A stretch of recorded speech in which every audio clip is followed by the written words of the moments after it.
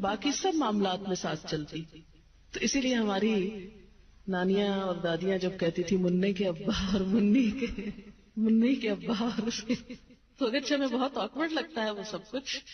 پھر ایک جنریشن تو مننے کے ابا کہتی تھی, اگلی کہتی صاحب کا ساتھ نام لگاتی تھی, شوہر کے نام کے ساتھ صاحب. اب اگلی جنریشن نے صاحب بھی اڑا دیا, اور معلوم نہیں آئندہ کیا ہونے والا ہے.